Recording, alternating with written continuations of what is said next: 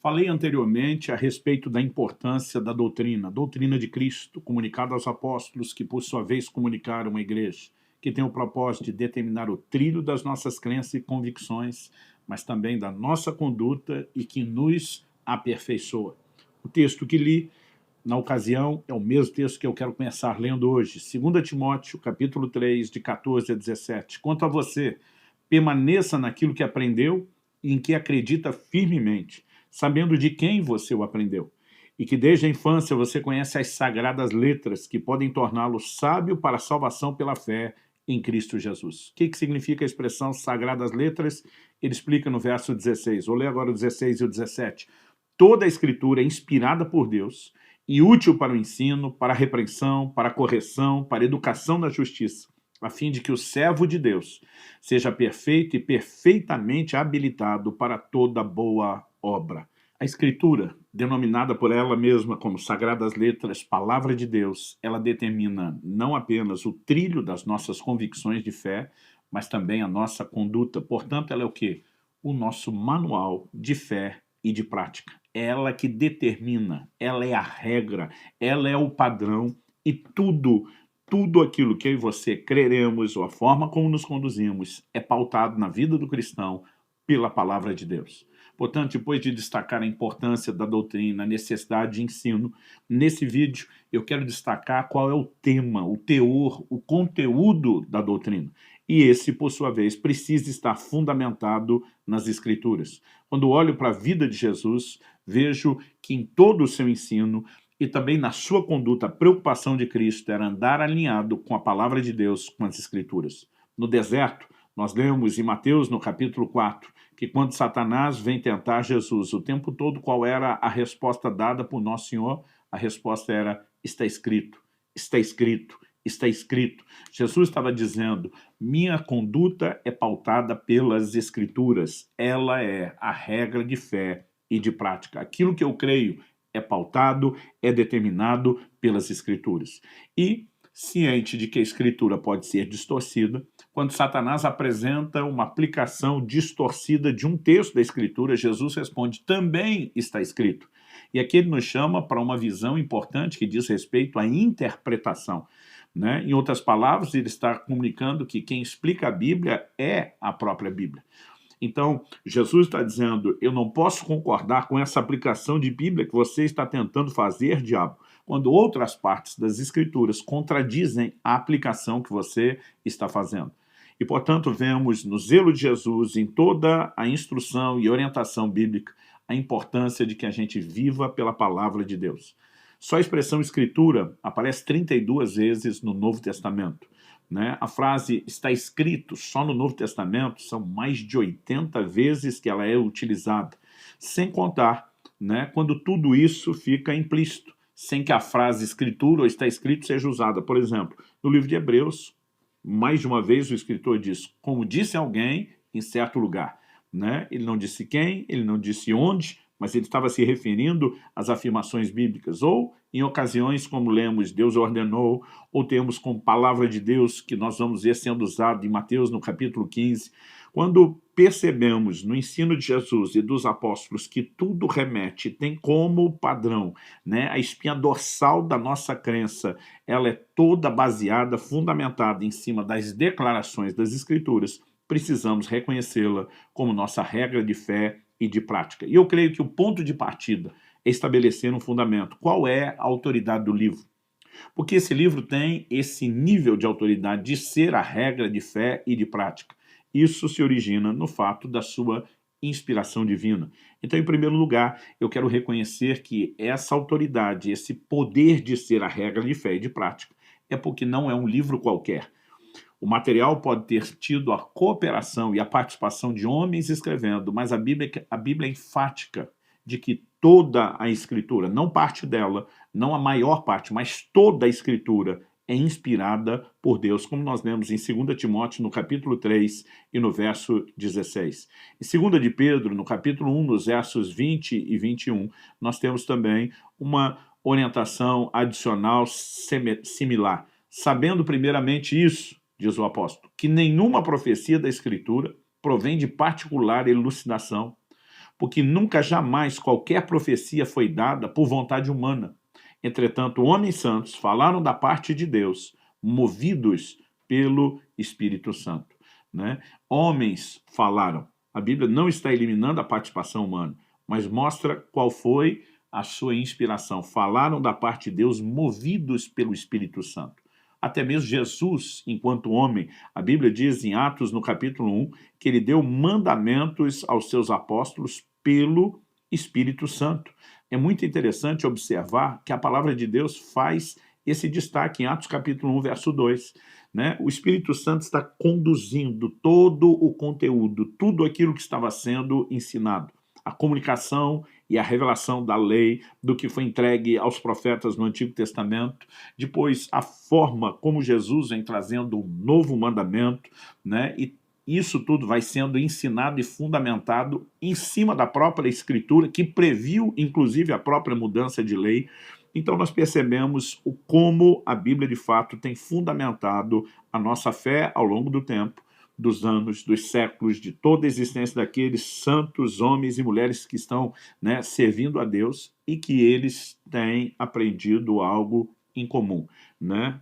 A autoridade do livro é a sua inspiração divina. Vale dizer que Jesus reconheceu os livros do Velho Testamento denominando-os de escrituras, né? Ele se referia o tempo todo, né, a eles dessa forma. E declarou em João 5,39, examinais as escrituras, porque julgais ter nelas a vida eterna, e são elas que testificam de mim. Ou seja, Jesus diz que a vida eterna é encontrada por meio dela, a escritura, porque a escritura aponta para ele. Em Lucas 16, quando Jesus está falando a respeito do rico e o Lázaro, né? Lázaro agora sendo consolado no seio de Abraão, o rico diz, manda ele voltar a divertir o povo. A resposta de Abraão é, eles têm Moisés e os profetas, traduzindo, eles têm a lei, a palavra de Deus ser comunicada para isso. Paulo diz a Timóteo, é o texto que nós lemos, elas podem te fazer sábio para a salvação. Então, a vida eterna é comunicada por meio da Escritura. O próprio Jesus, no seu ensino, validou essas chamadas Escrituras no Antigo Testamento quando fez referência aos personagens das histórias bíblicas. Começando lá, né, por Adão, Noé. Estou mencionando Adão e Noé porque são histórias que muitas pessoas que hoje querem se dizer cristãos ridicularizam e dizem não são literais. Né? Há um liberalismo teológico tentando fazer da história de Adão e Eva, ou mesmo do dilúvio, algo como se fosse história da carochinha. A verdade é que Jesus autenticou o ensino bíblico sobre Adão, autenticou o ensino bíblico sobre Noé, não apenas sobre eles. Ele falou sobre Abraão, ele falou sobre Ló, ele falou sobre Moisés, sobre Davi, sobre Salomão, ele fala de profetas como Elias, como Eliseu, como Daniel, Jonas, enfim. Nós vemos, inclusive, quero mencionar aqui Jonas, um outro episódio que o liberalismo teológico tenta relativizar, diz, não é bem esse negócio do peixe engoliu e saiu inteiro. Jesus autenticou essas verdades. E eu e você precisamos, de fato, crer em tudo. Em Atos, no capítulo 24, nos versos 14 e 15, quando Paulo está testemunhando diante do governador romano, ele diz, porém, confesso ao Senhor que, segundo o caminho a que chamam seita, assim eu sirvo ao Deus de nossos pais, acreditando em todas as coisas que concordam com a lei e os escritos dos profetas, tendo esperança em Deus, como também esses atendem, de que haverá ressurreição, tanto de justos como de injustos. Ele está dizendo, o que vocês estão classificando hoje de seita, né, eu quero que vocês saibam que nós acreditamos em todas as coisas que concordam com a lei e com os profetas, traduzindo, tudo que nós cremos está fundamentado na palavra, está fundamentado nas Escrituras. Jesus reconheceu a estrutura de divisão básica dos livros do Antigo Testamento. Hoje nós temos uma forma de divisão, né, que não traz a mesma nomenclatura que os judeus daquela época tinham. Em Lucas 24, 44, a Bíblia diz, a seguir Jesus lhes disse, são essas palavras que eu lhes falei estando ainda com vocês. Era necessário que se cumprisse tudo o que está escrito a respeito de mim. Então ele diz, na lei de Moisés, nos profetas e nos salmos. Hoje, para nós, os salmos vêm antes dos profetas. Para eles, os profetas vinham antes. Né? O verso 45 diz, então lhes abriu o entendimento para compreenderem as Escrituras. Olho para a palavra de Deus, olho para a Escritura e vejo Jesus o tempo todo validando não só os livros, mas inclusive a disposição. Né? A menção dos homicídios feita por Jesus em Mateus, capítulo 23 e verso 35. Né? O Senhor Jesus faz uma afirmação e muitas vezes isso nos passa, né, despercebido. Ele diz, para que recaia sobre vocês todo o sangue justo derramado sobre a terra. Ele diz, desde o sangue do justo Abel até o sangue de Zacarias, filho de Baraquias, a quem vocês mataram entre o santuário e o altar. Quando ele diz de Abel a Zacarias, filho de Baraquias, Jesus está, né, apresentando algo que hoje poderia ser dito na nossa nomenclatura de Gênesis a Apocalipse. Ele pega a menção do primeiro homicídio em Gênesis, mas Jesus também cita, né, em 2 Crônicas 24 e 21, aquilo que junto os livros históricos, junto com os poéticos, com os salmos, compunham o fim das Escrituras, é a menção do último homicídio na ordem em que os livros já estavam dispostos. Conclusão, se a Bíblia toda não é digna de confiança, Jesus, que baseou seu ensino nelas, também não era. Agora, se Jesus é digno de toda confiança, a Escritura tem que ser. O que nós não podemos, em momento nenhum, é relativizar isso. Depois de reconhecer a autoridade do livro, proveniente da sua inspiração divina, e que por isso se torna nossa regra de fé e prática, todo cristão precisa entender o cuidado não só de crer no que está escrito, mas de viver por aquilo que está escrito. Essas orientações vinham sendo dadas por Deus desde a antiga aliança. Por exemplo, em Josué, no capítulo 23, no verso 6, ele diz, portanto, esforcem-se muito para guardar e cumprir tudo o que está escrito no livro da lei de Moisés, para que dela não se afastem nem para a direita, nem para a esquerda. Então, desde a antiga aliança, a orientação é, precisamos viver por aquilo que está escrito. Ao confrontar Satanás no deserto, Jesus deixou claro que ele viveria alinhado com as Escrituras, né? Já mencionamos isso antes. Não aceitaria nenhuma distorção dela, o tempo todo dizendo está escrito, também está escrito. Jesus também provou pelas Escrituras o plano de salvação, né? E aqui eu quero voltar lá em Lucas, no capítulo 24, no versículo 27, nós lemos, e começando por Moisés e todos os profetas, explicou-lhes o que constava a respeito dele em todas as Escrituras. Ele fundamenta toda a fé dos discípulos, a chamada doutrina de Cristo, que os apóstolos pregariam naquilo que a Escritura, que a palavra de Deus ensinava, declarava e determinava. Nós precisamos, como Paulo orientou os coríntios, aprender a não ir além do que está escrito. Em 1 aos Coríntios, capítulo 4, verso 6, ele diz isso, não ultrapassem o que está escrito. Estou lendo, né, na Nova Almeida atualizada. A NVI diz a não ir além daquilo que está escrito, ou seja, não ultrapassar. Nós precisamos entender quais são os limites, o que Deus determinou, qual é a regra de fé e também de prática, a Escritura Sagrada, e nós devemos viver de acordo com ela, pautar a nossa vida de acordo com ela. No livro de Isaías, no capítulo 8 e no verso 20, nós temos uma outra declaração também importante. A Bíblia diz assim, à lei e ao testemunho, se não falarem segundo essa palavra, jamais verão a luz do alvorecer. Interessante que o versículo anterior está falando, será que um povo não deveria consultar seu Deus? A favor dos vivos se consultarão os mortos? Porque haviam pessoas dizendo, vamos consultar médiuns, adivinhos. Deus diz, não, não, não, quem se consulta é Deus. E como se consulta a Deus? A lei, ao testemunho, volte para a Escritura. A orientação que Deus tem para você é oferecida por meio das Escrituras. Esse é o ensino bíblico. Em Atos, no capítulo 17, no verso 11, nós lemos de quando Paulo está pregando o evangelho em Bereia. E a Bíblia destaca o quão nobres aqueles judeus foram, diferentes dos de Tessalônica, onde Paulo tinha pregado anteriormente. O texto diz assim, ora, estes de Bereia eram mais nobres do que os de Tessalônica, pois receberam a palavra com toda avidez, examinando as Escrituras todos os dias para ver se as coisas eram de fato assim. Estavam receptivos a uma pregação, mas iam conferir, examinar as Escrituras. É desse jeito? É exatamente isso que eles estão pregando? É o que está lá? É realmente nós não vimos isso? Né? E esse exame destacado pela Escritura como um ato de nobreza mostra a importância de que eu e você possamos dar valor às Escrituras. Em Gálatas, no capítulo 1, o apóstolo Paulo foi um homem de muita revelação, mas esse homem de revelação diz, nos versos 8 e 9, mas ainda que nós, ou mesmo um anjo vindo do céu, pregue a vocês um evangelho diferente daquele que temos pregado, que seja anátema. Como já dissemos e agora repito, se alguém está pregando a vocês um evangelho diferente daquele que já receberam, que seja anátema. A palavra anátema, na melhor das hipóteses, significa algo abominável, na pior, maldito.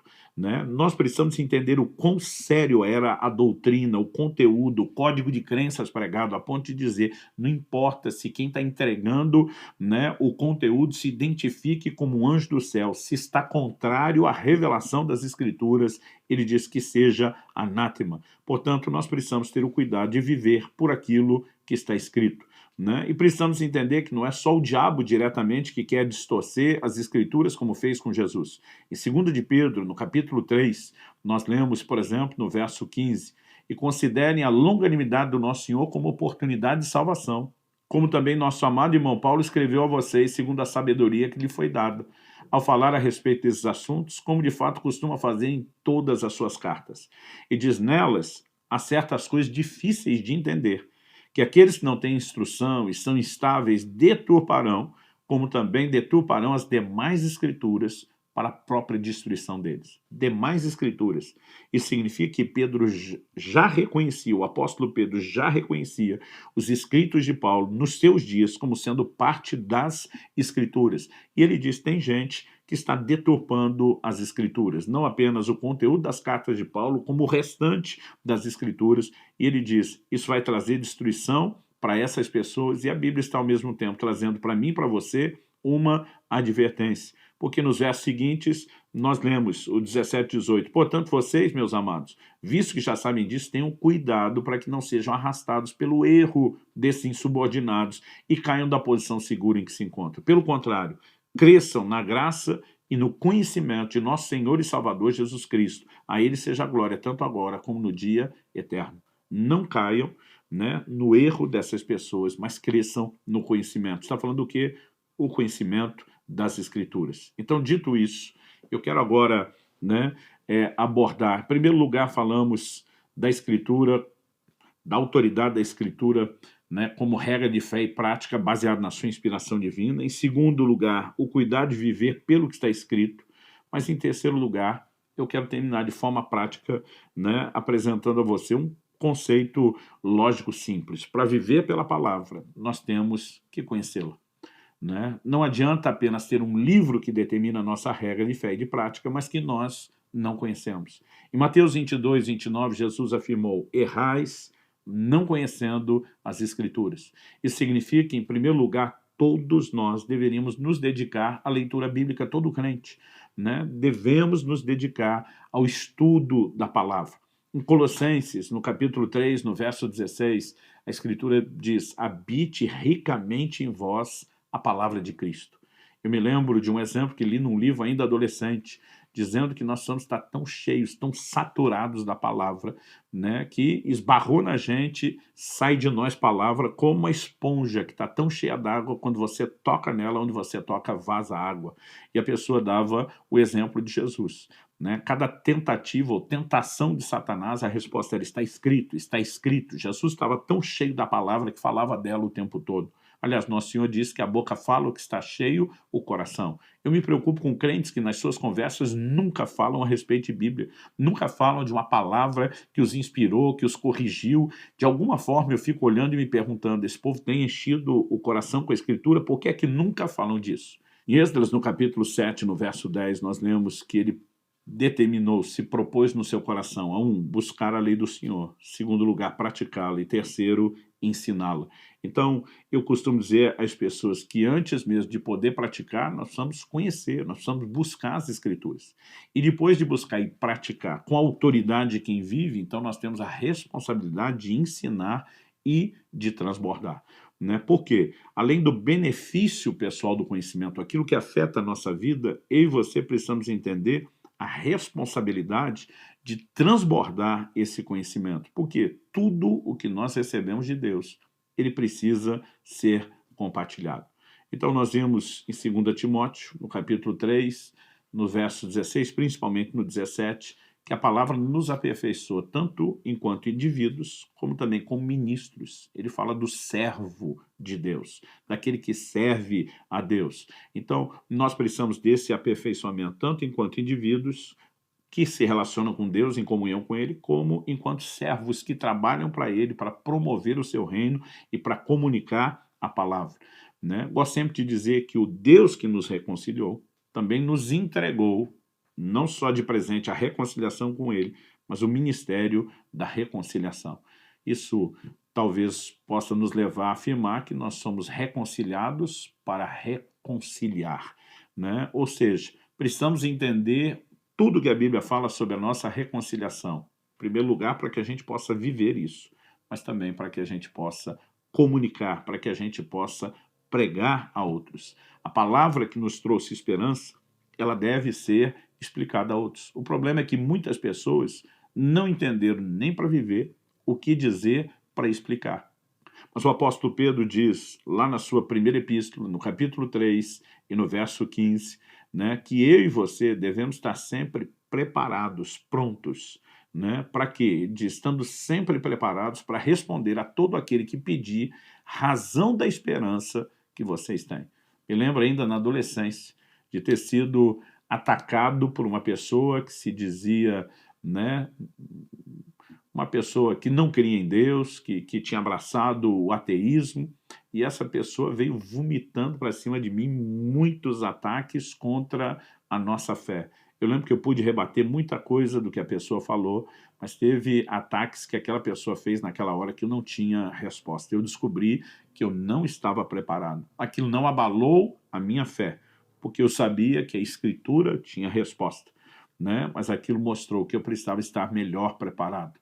E apesar de ser apenas um garoto de 15 anos que mal tinha começado a ler e estudar as Escrituras, eu tomei aquilo como uma espécie de gatilho, de um impulso. Eu preciso estar preparado, né? Eu preciso estar preparado. Quando eu e você entendemos que se a Escritura determina tudo aquilo que nós vamos, né, crer, praticar, e que, obviamente, ela só tem esse poder e autoridade porque nos foi dada por Deus, a pergunta é como nós devemos nos relacionar com a Escritura.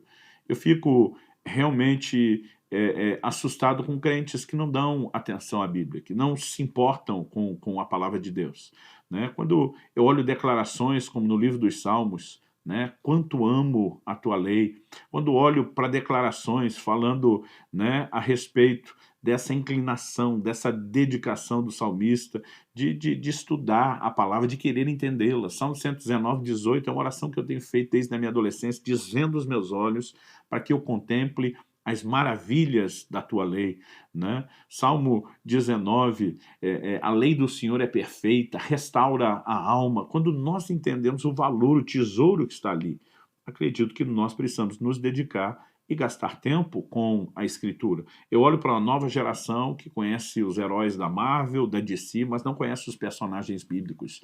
Eu olho para uma geração que fala e discute sobre muita coisa. Eu não acho que é assim, eu não acho que é, mas não conhece nada de Bíblia, né? Estão falando de coisas que não estão autorizadas a falar, que não tem capacidade nenhuma de discutir. Por quê?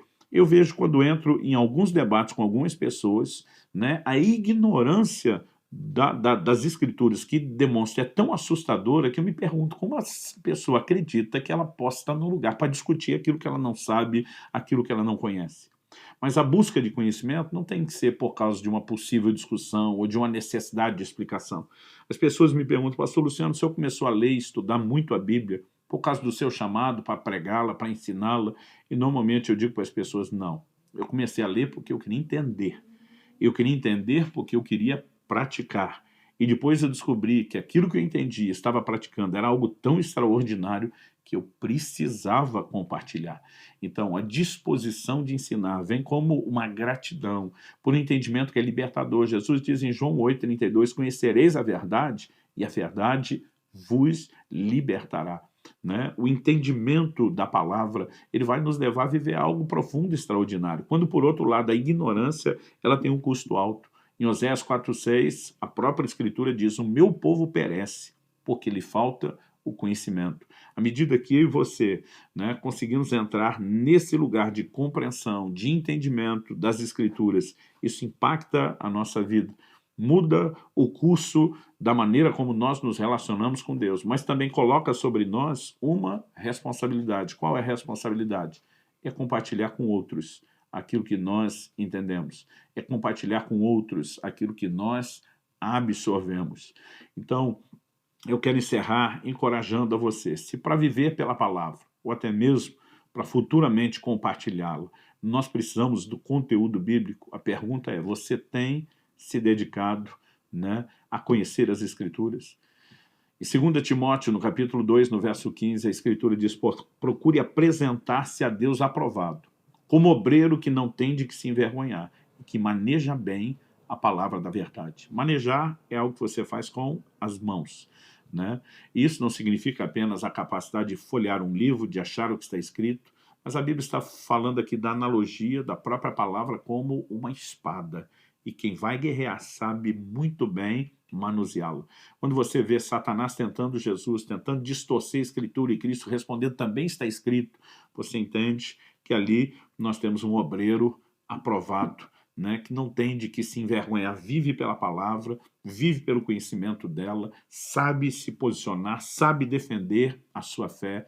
Então, eu encerro aqui, né, te chamando não apenas a esse reconhecimento importante de que a Bíblia, né, é a autoridade maior nas nossas vidas, é a nossa regra de fé e prática, por quê? Porque é a palavra de Deus.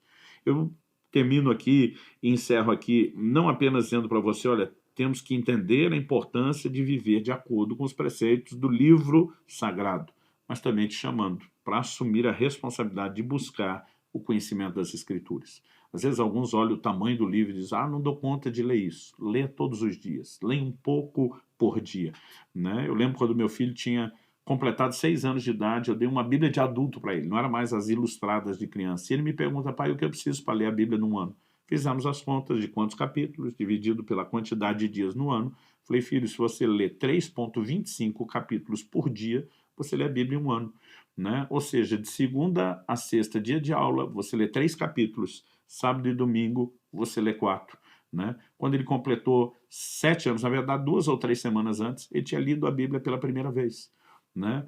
Aos 7 anos ele leu a segunda, aos 8 anos ele leu a terceira, com 9 anos ele fez outra conta, falou, papai, se eu ler 7 por dia, dá para ler 2 no ano. Exatamente, falei para ele. Aos 11 anos de idade, meu filho já tinha lido a Bíblia 9 vezes. Eu olho para alguns pregadores hoje que parecem não ter feito isso. Então eu tenho dito às pessoas, vamos criar um hábito diário de nos dedicar à palavra de Deus, ser cheio dela, em primeiro lugar, para viver e praticá-lo, segundo, para compartilhá-lo.